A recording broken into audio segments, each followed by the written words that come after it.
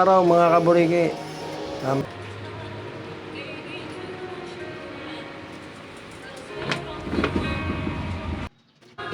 mga kaburigi, bali dahan-dahan lang po pag-spot para hindi mabutas. Kasi po medyo manipis talaga siya. Mga tambucho ngayon na nilalabas, kahit branded maninipis. Kaya po dahan-dahan lang para hindi mabutas.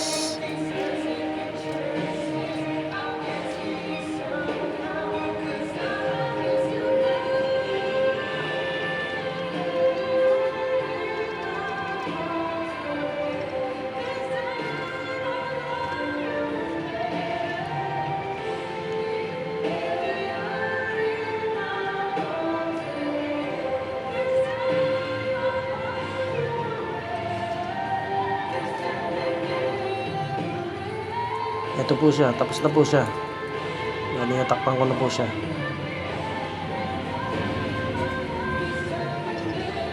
Sa likod naman po para matibay. Bali, harap at likod i-welding siya.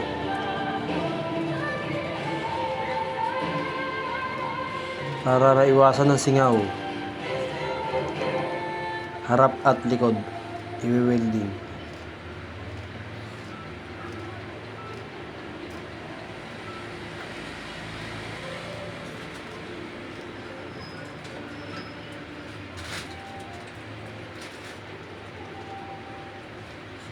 Ito na po siya.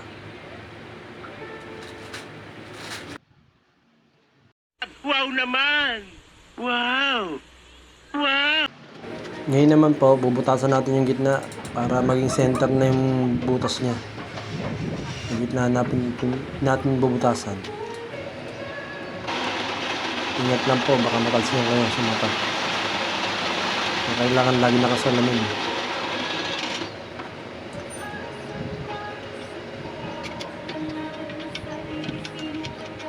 Bali po pala yung butas niya 22 mm. Kasi laki ng stainless, 22 mm. Machinist po kasi ako kaya ang ginagamit ko mm. Yung mga ginagamit yung sukat ay mm.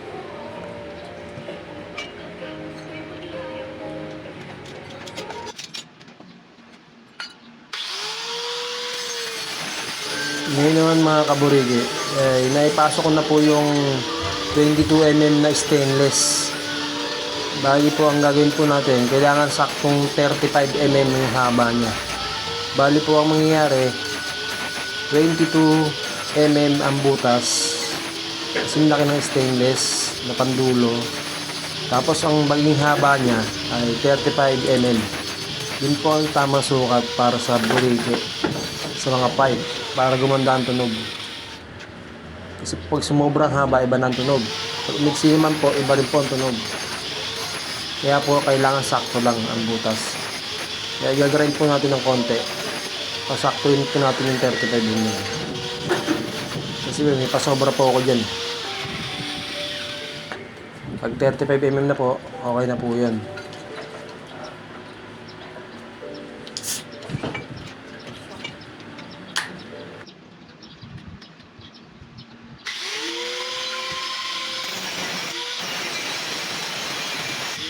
At saka po pala, ito po yung sikreto sa pagbuburigi. Bali po kasi nasa dulo yung ganda ng tunog. Kaya po, sasabihin ko na po sa sikreto. Ito na po yung pinakasikreto ng pagkakalkal. Yung dulo. 22 by 35mm. Yun po ang sikreto nyo. Ito na po. Parang may naamoy ako hindi maganda. At ngayon po, bali mag-gaan na tayo, magpa-fiber na tayo. Bali po pala nakalkal ko na yung loob niya. Hindi ko na po napakita sa video kasi napakahaba po at mahirap din po kalkalin. Sa susunod pong episode ng video ko, ipapakita ko lahat yung mga paano kalkalin yung loob. Pero madali lang po. Aalisin nyo na lang po yung loob eh. Lahat ng laman sa loob aalisin nyo. Bali, dalawang divider po ang tinanggal ko dyan. Yan po, bali sisiksiin nyo lang po yung fiber. Kailangan po siksik sa ilalim. Para po yung nilagay nating screen na may duktong na stainless, hindi umalog. Pag kumalog po kasi yung stainless, bali po magkakaroon ng tunog. na hindi maganda. Kaya kailangan po yung ilalim siksik na siksik sa fiber. Yan, siksikin lang po natin na ng todo. Pag nasiksik po natin yung bandang dulo, yung bandang gitna at dulo, kahit po hindi na masyado, okay lang po yan. Yan din po, dyan din po ang sekreto ng tunog sa fiber din po. Pagka hindi maganda ang pagkalagay ng fiber, ay papangit din po ang tunog. Mga ilang buwan lang po, patay na po ang tunog. Hindi na po maganda ang tunog niya.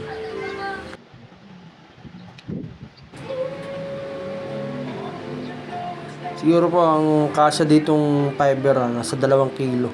Kasi po yung YTX po itong YTX 125 malaki po ito Medyo malaki yung tambucho at medyo mahaba.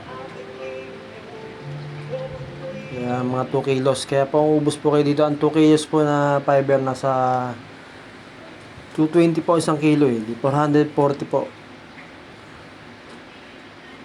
Sa fiber pa lang po yun. Yung baling screen pong nilagay dyan saka yung stainless, palagay po natin 150. Kaya may total po kayo na 770 na puhunan. Tapos kuryente nyo siguro mga 50 pesos.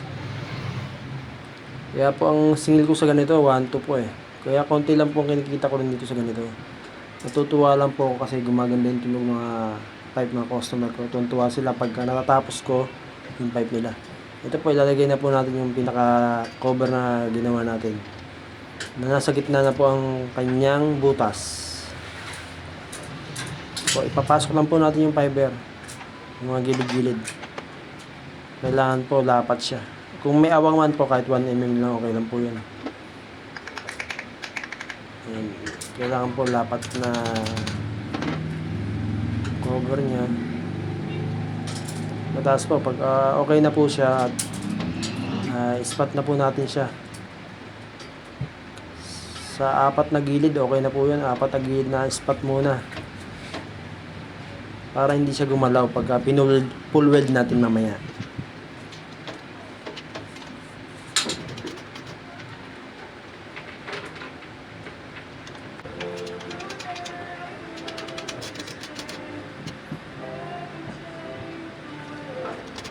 Spot lang po natin. Spot lang po muna.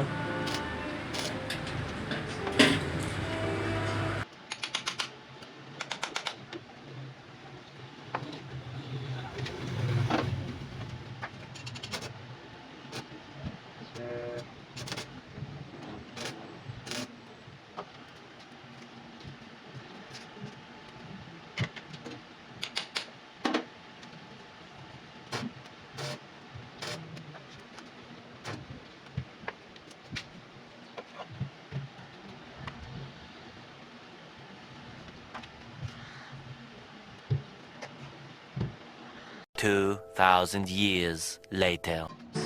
Ngayon po mga kaburige ay pupulwid na po natin ang welding sa gilid niya para po wala po siyang kasingaw-singaw. Pulwid po tayo dito. Bali po ang pupulwid ay spot-spot na luto. Na halos tabi-tabi ang spot para wala siyang singaw.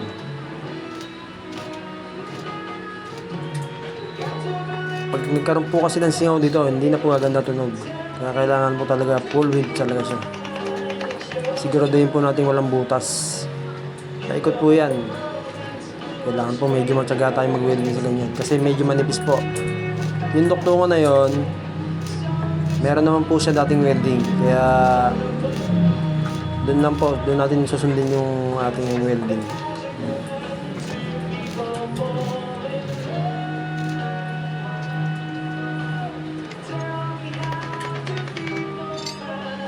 Bali po pala mga kaburige, ito po ay pipe ng YTX 125 Yamaha.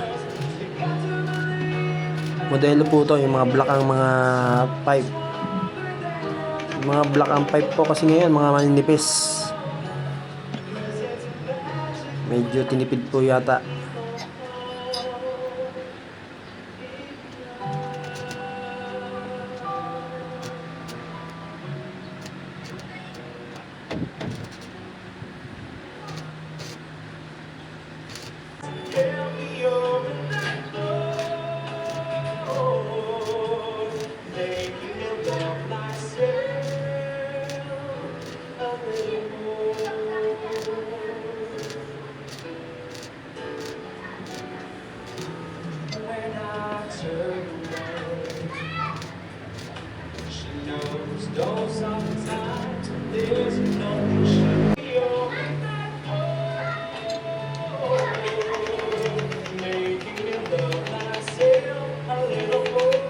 Titiktikin lang po natin mabuti para makita natin kung may awang pangbutas.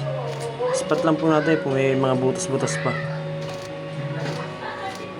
Para po matakpan lahat.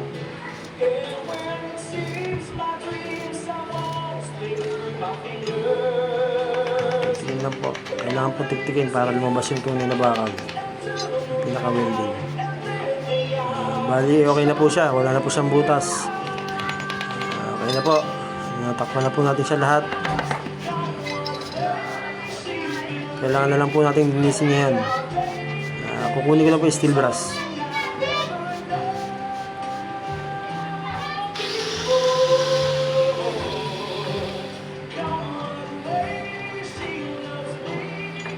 Steel brush lang po natin para matanggal yung dumi-dumi.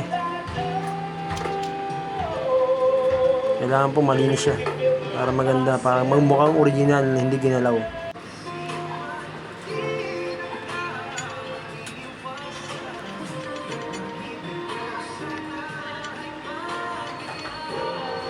Okay na po, malinis na po.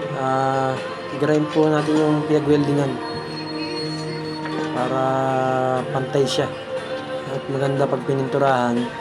I-grind natin muna siya.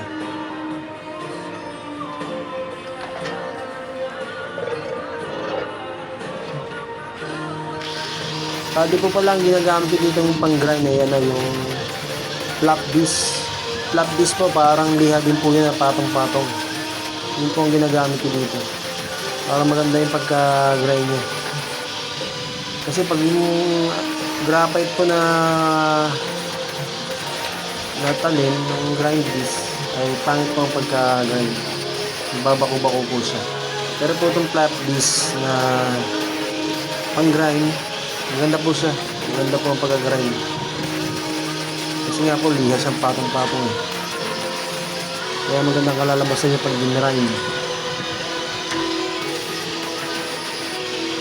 Dahil lang po natin ng paikot para po gumanda yung appearance ng pipe. Para hindi ginalaw.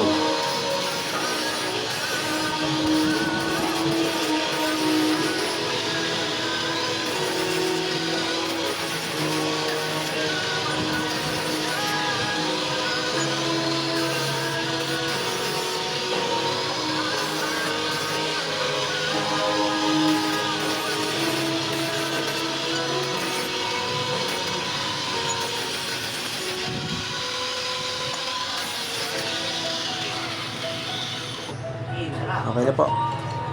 Ipinturahan na po natin siya para po maganda ang appearance ng ating pipe. Kailangan pinturahan mukhang original.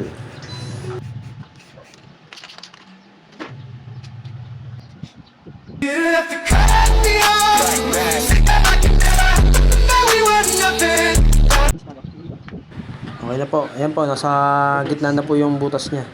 Ganda po, di ba?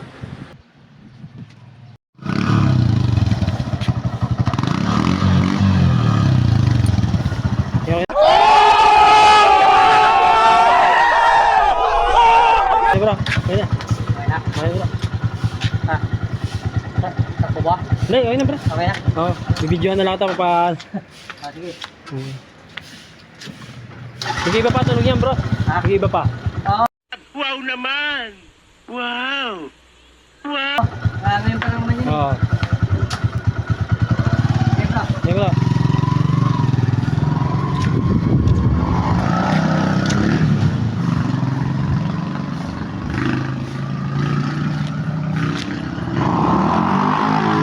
Ang galing! Ang galing!